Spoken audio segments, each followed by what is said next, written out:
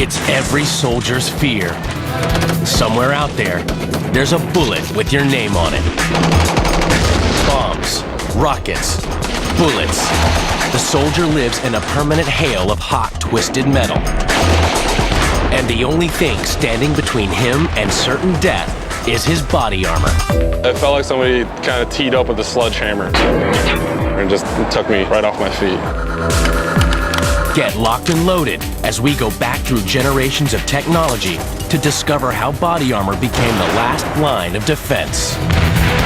3, 2, 1. It's time to go ballistic.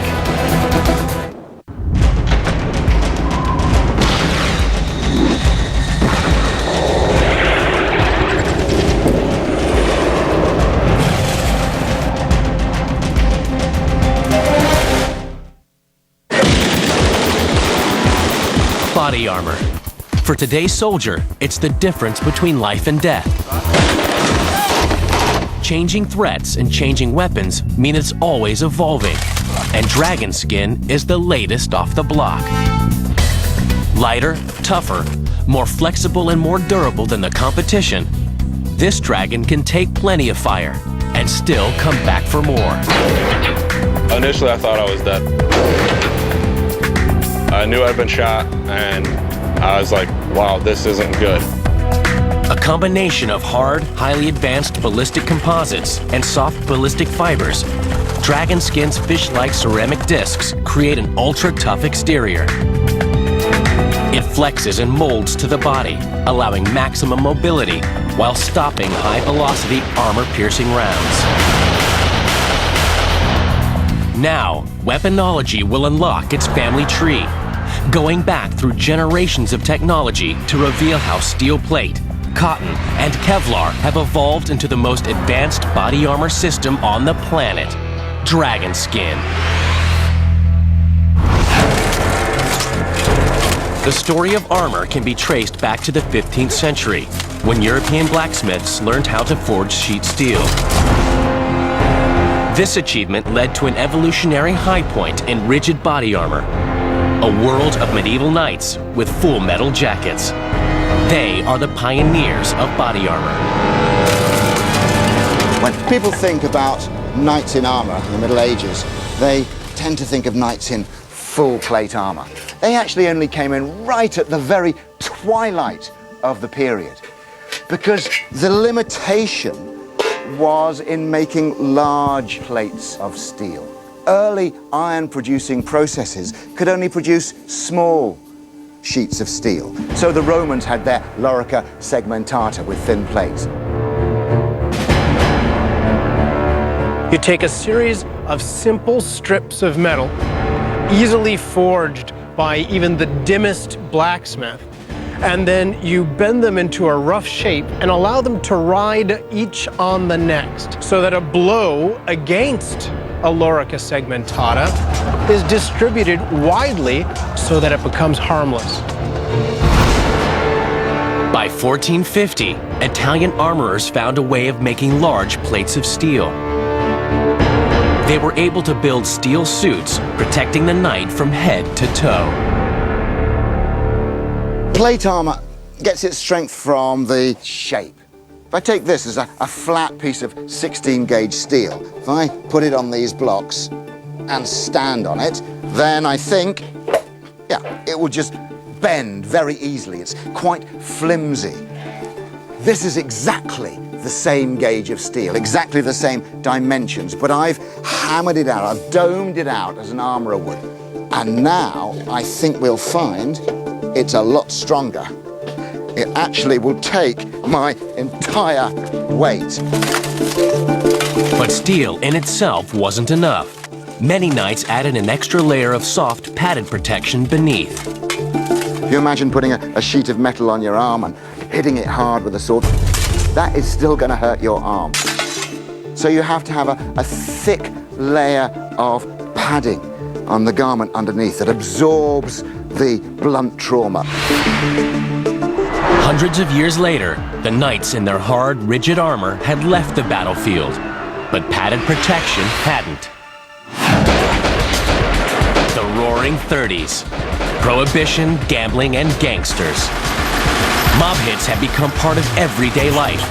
And if you wanted to survive, you'd need more than a gun. As late as the 1920s and 30s, American gangsters were using this principle of multiple layers of padding to protect them. They made bulletproof vests out of multi-layers of silk. And that could slow the bullets of the handguns of the day. Any bullet traveling up to 1,000 feet per second was slowed enough not to cause mortal injury. In fact, it directly led to Smith & Wesson developing the .357 Magnum. As a marketing ploy, Smith & Wesson said, this is the gun that takes the proof out of bulletproof. Downtown shootouts, drive-bys. Chicago was covered in gun smoke. In the end, a vicious murder would lead to the invention of an entirely new form of body armor.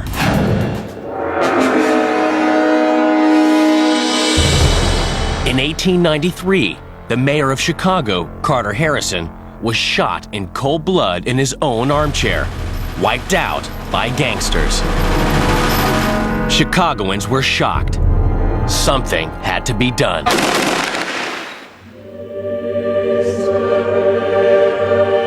What it took was some divine inspiration.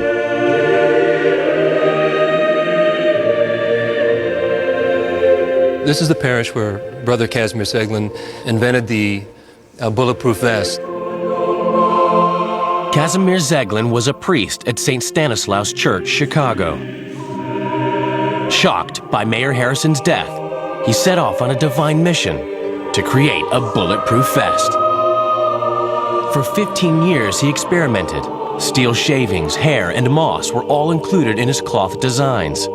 Nothing worked. But then he tried silk. Silk is stronger than steel and has the ability to stretch 30% longer than its original length without breaking. A spider's web hit by an insect will absorb and displace the kinetic energy. Seglin applied this principle to bullets. But the problem was to find the right weave. Only when Seglin visited the great silk weaving mills in Europe did he find a technique to produce the perfect 4-ply weave. He came back to Chicago, he wove this silk together into the cloth and invented the vest. Determined to prove the effectiveness of his invention to the skeptical residents of Chicago, he came up with the ultimate demonstration. He believed so strongly in what he did that he went to a Chicago theater and demonstrated. He wore the vest.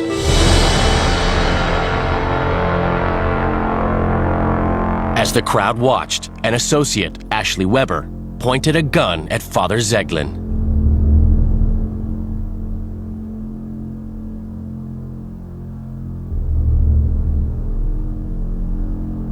Fired a shot.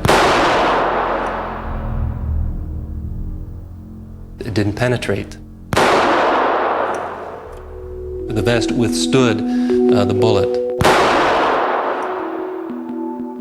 Evidently, he had a lot of trust. He was a man of faith, so he certainly believed in what he was doing. And again, I suspect that he deep down in the inner sanctum of his soul, he felt that this was his call from God, and he was going to put his name to this. This was his vocation. So, God wouldn't let him down. Seglin's soft bulletproof vest was a massive breakthrough, but it was no quick fix for soldiers on the battlefield. In 1914, a Seglin vest could cost as much as $800, almost $15,000 in today's money. The result? In World War I, body armor was limited to just a few elite troops. Military men are traditional types. They're reluctant to let go of old ideas. And the French are still putting in 12 regiments of cuirassiers, people who are wearing the back and breast cuirass and the helmet that was worn by their regiment in the Napoleonic Wars. Some German elite troops also wore body armor, but it was too heavy, not protective enough, and slowed them down. It was right out of Napoleon. And I'm not going to wear something like that, because if you got shot with anything, it was going to go right through it. It was just the dumbest idea that you've ever seen in your life. And when they got them in the trenches, it just didn't work either. Armies had effectively abandoned body armor, and soldiers were paying the price. To find out why, we have to return to the age of the knight. Many historians believe that armored knights vanished when guns exploded onto the battlefield. The logic? That bullets and shrapnel could penetrate the old steel suits, making them useless. There's a huge misconception that firearms killed off the knight in armor. Armor was not killed off when the knight was killed off. It's only in the 18th century that you start to see armies going on with no body armor at all. The knight, however, does go at the end of the Middle Ages. But he didn't go because of firearms. Firearms have been around for 100 years by then. And to be a knight, you needed to be wealthy. To put yourself in the battlefield, you need several war horses, like a Grand Prix driver with his pit stop crew. And it was economics more than anything else, and social change that killed off the knight. On the battlefield, expensive metallic suits were replaced by cheap, brightly colored uniforms. This gave soldiers a form of protection. Battles were chaotic, mistakes were made, and if you couldn't tell who was on your side, you risked getting shot by your own men. But bright colors also attracted the enemy, and with the arrival of accurate rifles, it invited trouble. Warfare is now starting to be conducted at a greater distance because of the technology of weapons, which for the first time allowed rifles to be used on the battlefield. So there starts to become an advantage in not being seen too clearly. By the Civil War, dull colors were in. Greens, grays, khakis. Survival on the battlefield was about staying concealed. But in World War I, there was nowhere to hide. Bullets and shrapnel caused millions of casualties. The only protection soldiers had was their helmets. And even then, some armies didn't like the idea of using them. By 1914, most armies considered the helmet to be an emblem of cowardice and to kill offensive spirit.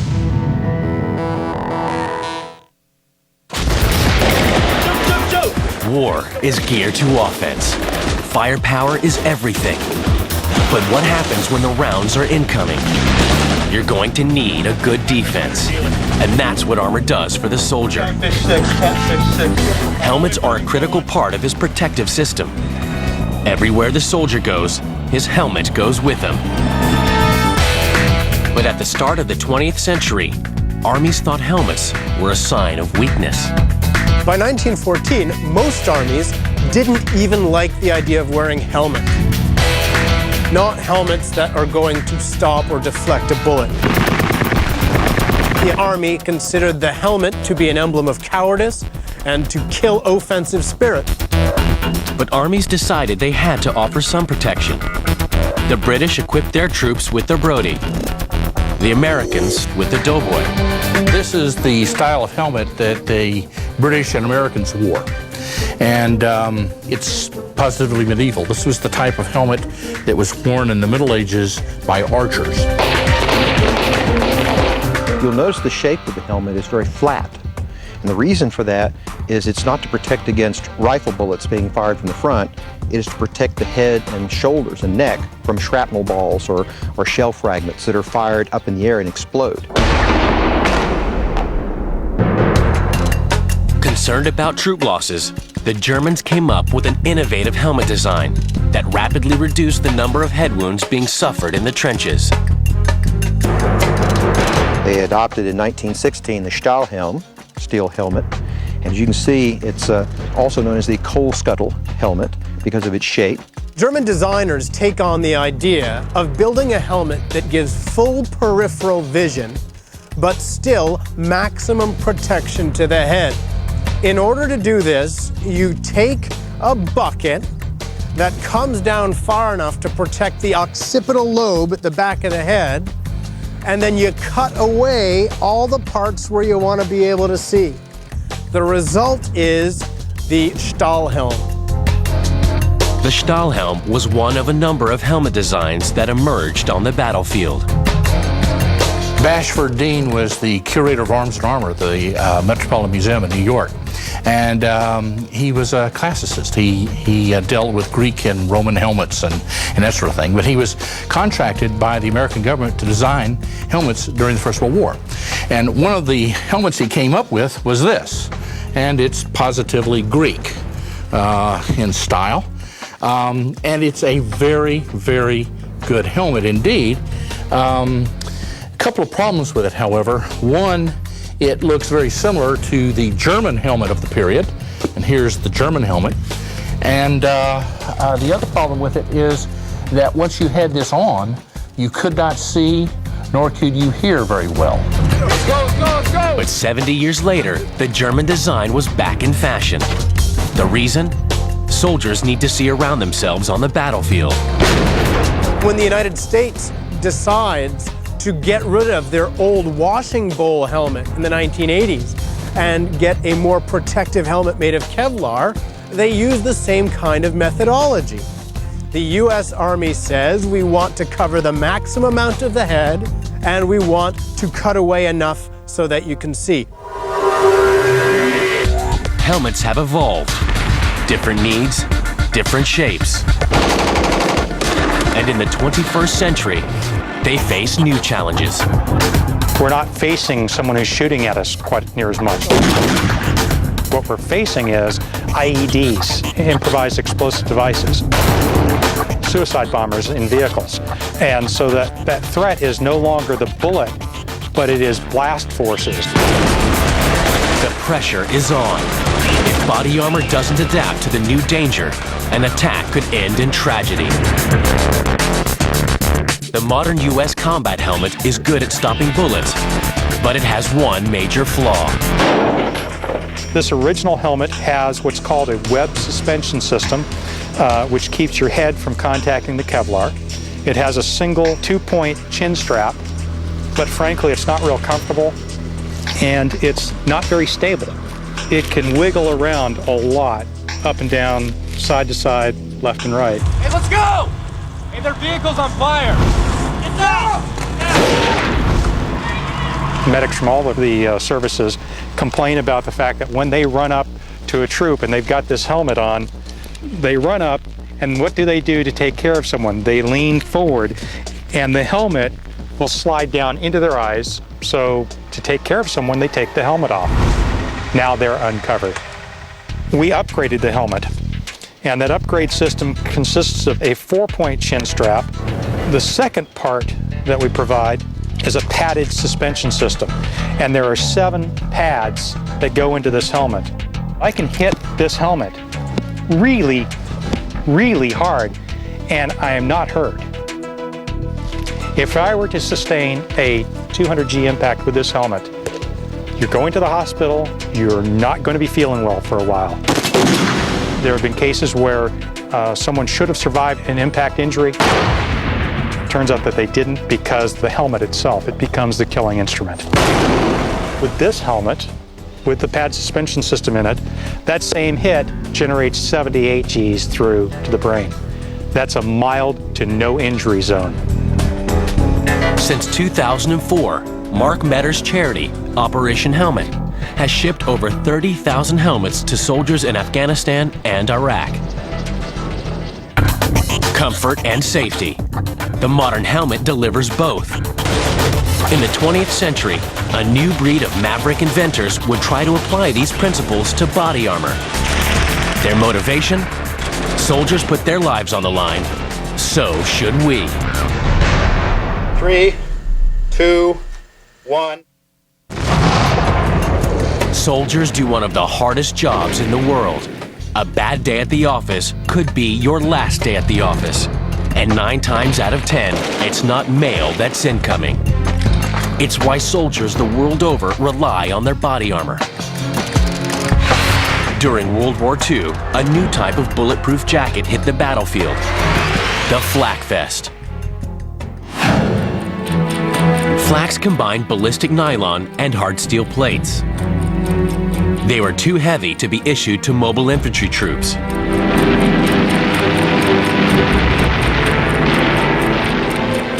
Instead, they got issued to flyboys, protecting the crew from flying debris and shrapnel thrown by anti-aircraft guns, known as flak. In 1943, the United States Army Air Forces adopted a flak jacket, meant to protect the torso from fragments in all directions. And it also would have an additional groin plate here underneath. And it's very heavy. In Korea and Vietnam, the jackets were reinvented for general combat use.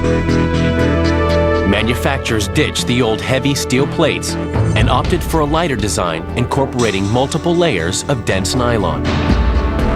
Body armor slowly became as much a part of the soldier's kit as his rifle. And like his rifle, it was a love-hate relationship. It was heavy, it was hot, and the temperature could go to 120 in the sun. But when the temperature got down to about 40 degrees, and it would up in the mountains, you could wrap up in the thing and keep warm. Not that soldiers in Vietnam needed heat. They lived under fire and touched down in hot LZs. Tested to the limit, they soon found out how far they could trust their armor. A flak vest is good for fragmentation, like out of a hand grenade. But it is not good for being shot. It's not a bulletproof vest. Flak vests weren't enough. Soldiers were dying. A revolution was needed, and in the 1960s, it happened. Lightweight, ultra-tough, bullet-stopping Kevlar. The world has always been gripped by concerns about renewable oil supplies. But panic at the pump isn't a new phenomenon. In the 1960s, chemical giant DuPont was trying to invent an ultralight tire to make cars more fuel efficient. Bright young chemist Stephanie Kwolek was working on the project. We started out with the intention of making a very strong and a very stiff fiber, but we also wanted something light to save on gasoline. In her laboratory, Stephanie and her team experimented with nylon-based chemicals. Mixing up her formula, she spun a fiber that turned out much stronger than expected. Was it a blip or a major discovery? She had to be sure before she told her bosses. I didn't want to be embarrassed, to be frank. And so I checked it out several times. And when they always came back the same numbers and so forth, I knew then and there that this was the fiber of the future. Stephanie's discovery would become the biggest brand name in personal armor, Kevlar.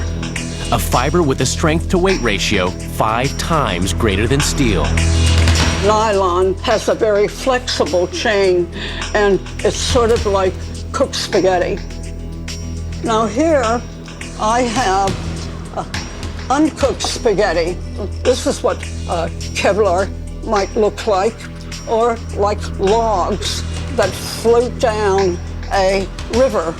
In order for you to get more logs into that stream, they have to line up parallel to each other.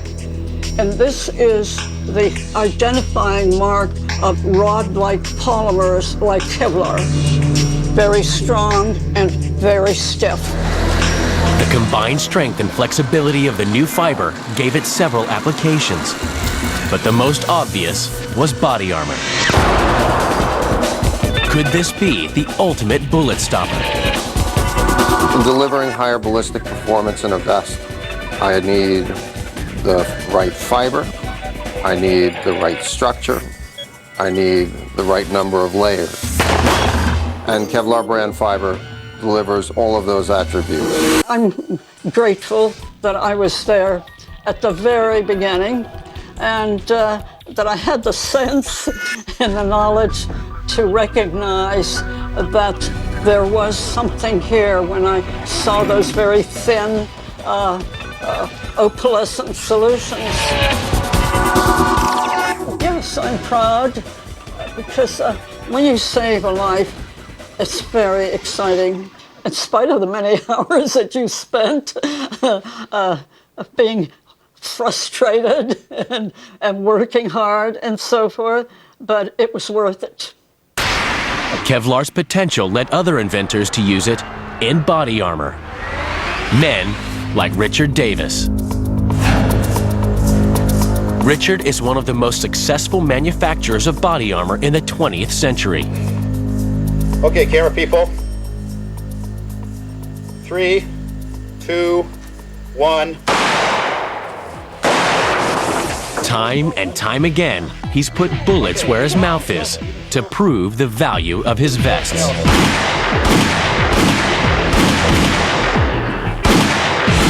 I think it's 201 times from the shot total. But that's like, you know, asking a 63-year-old professional boxer how many fights he's had. Well, it's just show business, but you're trying to demonstrate the power of a 44 Magnum. Now, 44 Magnum is a very misunderstood gun. Damn, patting it here. Poor baby, they don't understand you. It's a very accurate gun, actually. It won't break your wrist when you fire it. It won't drop a rhino in its tracks. It won't knock a truck over sideways. But it's a good gun.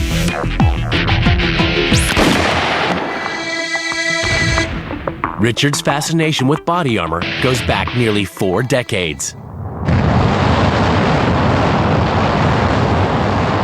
On July 15, 1969, the world was watching Apollo 11 as it blasted off to land the first men on the moon.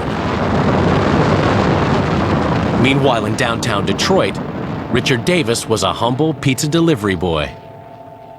Others followed every step of the Apollo mission, but Richard hit the pavement with another stack of boxes. It was a night that would end in tragedy. The night after Apollo 11 blasted off of the moon, the next night I had to do some blasting on my own. I came up to a house and there's nobody home. And I heard somebody around the side of the house. And I had a piece of sort of here like this, and I had the .22 revolver in my waistband here. So I said, "Did you guys order pizza?" And they said, "Yeah, bring it around back." I'm still hoping this time that these guys are going to hand me $10 and I'll handle the pizza and that'll be the end of it. There's 3 guys standing in sort of V formation. I was probably about 5 or 6 feet away from them. And all I did is look at this guy with his nickel-plated automatic looking right square in my face. Didn't look at him, didn't look at his friends, looking right at his hands. Keeps the gun leveled right at me. Just look at his hand. And then his hand just started tightening around the gun. And I knew that was it. 1969, downtown Detroit. Richard Davis, a pizza delivery boy, is staring down the barrel of a gun. It's a fight he's ready for. I had to shoot him in the head. Hit him in the chin somewhere and came inside his jaw, came out his ear. The second one was about an inch off his heart. The third shot was a little bit too fast. And the fourth shot hit the second guy. He just turned around like this immediately. Now he still has his hands back here, so I didn't know if he was going to come up empty-handed or if he's going to come around, he's got a gun. Hit him right dead center in the spine, right there. Bullet lodged between the 2 vertebrae right behind his heart. He went face down in the concrete. In a brave act of self-defense, Richard wiped out one of Detroit's most feared gangs. Shocked by the ordeal, the pizza boy began cooking up a plan. My goal then was just to deliver pizza and make an honest living in Detroit after dark. Silly me. What I realized then was that policemen are out there getting killed all the time. Richard realized there was a real need for body armor and began developing concealable vests that could be worn 24 hours a day. My idea was designed that you're going to give up the really high-powered rounds. You're going to give up side coverage and all the way down to the groin and knees and everything. You have to give that up. We're just going to cover the critical kill zone. We're going to stop most of the bullets most of the time for most of the people. First, he used ballistic nylon in his vests, but then Stephanie Kwolek discovered Kevlar. If body armor was aviation, Stephanie's the person who invented the jet engine. And I didn't invent body armor either. The nicest thing somebody once said about me, compared me to if body armor was to automobiles, I'm not the German guy named Otto who invented the first motor car. I'm Henry Ford. I made the stuff practical and mass-produced that guys could actually buy it and, work the thing. It would actually work, and work in real life. Body armor gives officers the second chance that criminals won't. Today's vests can catch bullets traveling more than twice the speed of sound, and they make it look simple. But how do they do it?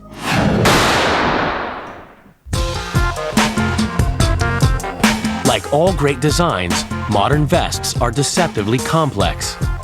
Unless, of course, you've grown up with a father who has shot himself over 200 times in the name of self-protection. Matt Davis now runs the family business, although his father is never far from the scene. Man, I can't do it. I can't do it. It ain't worth it, Matt. It ain't worth it. You got it. Go ahead. 2, 1. Oh, jeez.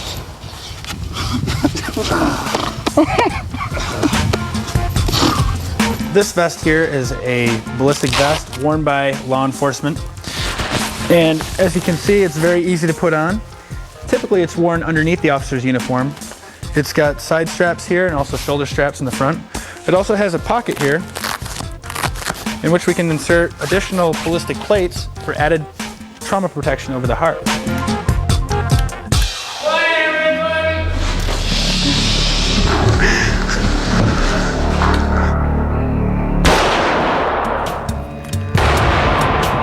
At an awesome speed of nearly 1,500 feet per second, Matt's bullet blasts into the vest.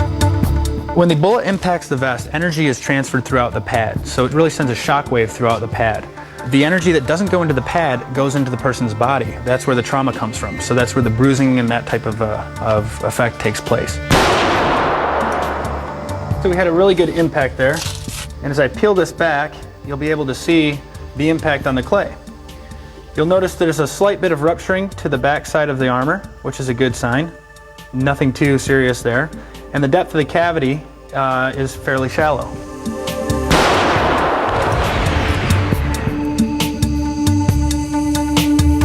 When I bring this out, you can see that we've got about 34 millimeters of blunt trauma.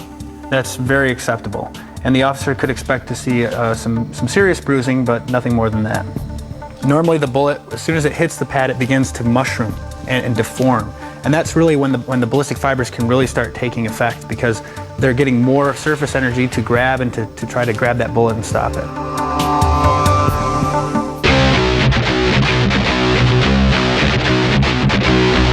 Since Richard invented concealable body armor, it has saved the lives of more than 3,000 cops who are alive today to tell their story. Oh my God, I've been shot. First thing I did was reach back to make sure there was no blood or I wasn't feeling anything wet. And I didn't feel anything, so I said, okay, I'm okay. But the vest definitely saved my life. I had the wind knocked out of me, and I didn't know why. And that's when I later found out that I was took 2 rounds to the chest. And that one bullet actually tore the front part of my vest, the vest that I was wearing. Definitely saved my life. I would hope that every police officer in this day and age, when they put their uniform on, that they also put their vest on when they go start their duty in their shift. I'm experiencing more and more worse criminals and more younger people carrying guns nowadays. And I would never think twice about leaving the station without my bulletproof vest. The doctors later told me that had I not been wearing the vest, the bullet would have ruptured my aorta and I would have bled out in about 2 minutes. In May 2005, Officer Bill Bergantino from the Old Saybrook Police Department in Connecticut found himself in a brutal shootout.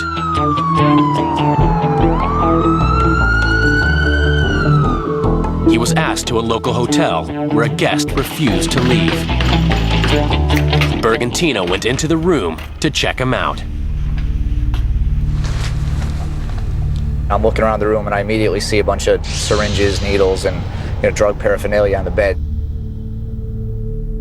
Went over, got his identification, which he had on him. My dispatcher ran him and let me know that he was wanted. My senses were right off the bat that he was going to fight. just felt like something wasn't going to go right. Detective Sergeant Heine, who was my initial responding backup, he arrived. The perpetrator got up and actually had taken a couple steps towards the very corner of the bed. And he says, "Well, let's end this now, you're dead." The suspect fired one shot, which grazed Detective Sergeant Heine in the head. I had just cleared the doorway when I got shot in the back. It felt like a big wallop. I didn't really feel pain. I knew that I got hit, and I knew that I couldn't get hit again. He was shooting at me. I fired, I'm not sure how many shots. Bergantino proved that a cop should wear body armor at all times. He survived and was able to save Detective Heine's life, who had appeared on the scene without body armor. For his brave actions, Bergantino was commended as one of America's top 10 officers in 2005. Officer Bergantino took a bullet and lived to tell the story. But not everyone is that brave or that lucky. Body armor has revolutionized the battlefield. In the 21st century, there are less casualties and a lot of lucky people walking around. The round struck right here. It's a little hole, but it hurt a lot. But armor only works if you get hit in the right place. It doesn't cover the whole body. In June 1914, Archduke Franz Ferdinand of the massive Austro-Hungarian Empire visited Sarajevo, wearing one of Kazimir Zeglin's bulletproof vests. Just prior to the First World War, Archduke Franz Ferdinand of Austria was riding in an open car, and he had a bulletproof vest on. The problem was the guy that shot him in the neck. If you're going to wear a bulletproof vest, make sure the other guy shoots you in the chest. Ferdinand's death triggered World War I. Zeglin's vest didn't stop the bullet, and it didn't stop the war. The truth is, body armor doesn't come with a money-back guarantee. It's got limitations. Bulletproof vests have never really been bulletproof. And when the bulletproof vest is introduced, it is a marketing term. The idea is you tell some VIP who is afraid that the anarchists are going to come and assassinate him, that all he's got to do is pay you a great deal of money for your patented bulletproof vest and his life is now safe. That idea is strong. The idea that the bulletproof vest is going to stop a bullet is weak. No body armor is absolutely perfect. Every body armor ever made since ancient Babylonia can be penetrated. And if you know how to make a body armor that can't be penetrated, please God, tell me. The same is true of helmets. They give soldiers confidence. But how effective are they? First, we're going to try a 9mm pistol round on 2 helmets. An M1 from World War II and a United States Kevlar. Well, I'd say he has quite a headache, but it didn't penetrate. The Kevlar also did not penetrate to the inside. The bigger dent in the older helmet poses a real risk of brain damage. While the M1 did not give the best protection, it did have its advantages. As you see here, then you can actually use this as a foot bath or to cook soup and this type of thing in if you have to. And soldiers weren't supposed to do that because heat or fire underneath would lose the temper or weaken the steel, but they would do it anyway. Shooting the helmets with a heavy caliber rifle has a devastating result. Next, we're going to try an 8mm Mauser from World War II.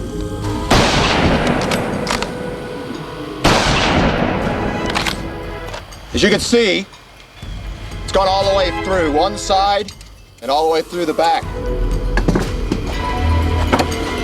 With the Kevlar, it's gone through the front and through the back. Even the modern Kevlar didn't withstand a 60-year-old rifle. The wrong gun, the wrong angle, the wrong distance, and you're dead. Since the helmet doesn't protect from rifle fire or close-fired pistol bullets, you might ask, why wear a helmet? I think the wearing of body armor does make a psychological difference. It doesn't make soldiers feel invulnerable because there are bits of them which aren't covered, but it does make a difference. Soldiers are deeply superstitious. In combat, some men get a reputation for being lucky. Bullets go around them. Bombs drop behind them. These men are bulletproof. Across history, people have often tried to persuade their soldiers that they were bulletproof. Sometimes this has been done by extreme forms of religion, sometimes it's been done by magic. Sometimes, in a sense, military training has tried to persuade people that fire doesn't really matter, that you can impose yourself so effectively on the enemy that you can brush aside their fire and it really won't kill you. Going back to ancient times almost, they get their men all hopped up on drugs or alcohol or whatever they got. Well, they're getting bullets or spears or arrows through them. And they just keep coming and coming and coming. For these men, there is no pain and no fear. Their thoughts are closed off to the possibility of death. But modern soldiers want modern body armor. They can't rely on mind games. They want physical protection, the best they can get. For the American infantry, that means interceptor vests. Weighing 16 pounds, the outer layer of the interceptor is lined with finely woven Kevlar, 35 layers. Inside, 2 ceramic plates stopping high-velocity rifle rounds. It's an effective system, if you get hit in the right spot. June 2nd, 2005, Baghdad.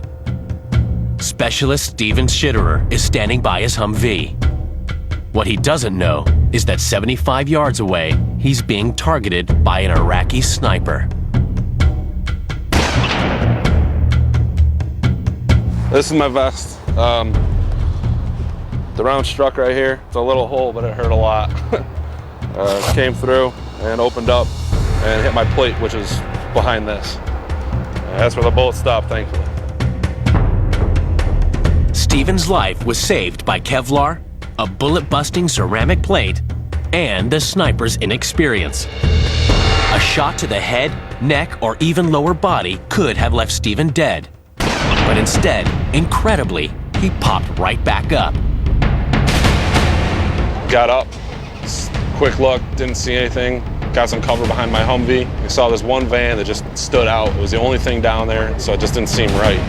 I started calling my other guys, hey, go down this road, go down this road. They take off in the van. We put down a warning shot, trying to get them to stop. They didn't stop. The 2 individuals inside then got out of their vehicle, and it was a foot chase from there. We ended up searching about 8 homes following this blood trail. His patrol eventually found the wounded sniper in a residential backyard. Steven, a combat medic, found himself bandaging up the man who moments before had tried to kill him. That was my job. There's no excuse not to. Doesn't matter who they are. If they're hurt, they need help. Steven had saved the Iraqi's life, and his interceptor vest had saved his. If I didn't have my vest on, that round would have killed me. No question about it. The impact was directly over my heart. As soon as I hit the ground, I would have been dead. Schitterer is one of the lucky ones.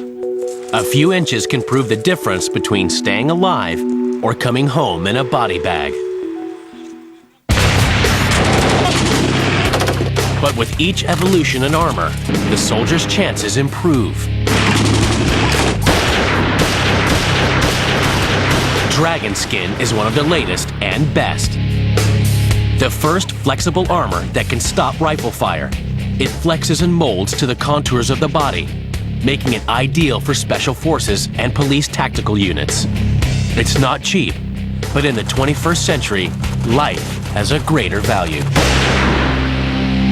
Once upon a time, you couldn't afford to give everybody armor. Now, you've got to give everybody armor. If you don't, there'll be a sense that there's a difference between those who are armored and those who aren't. And no Western democracy making war at the beginning of the 21st century can get away with not giving its soldiers the best armored protection available. Today's soldiers wear body armor that truly is the sum of its parts.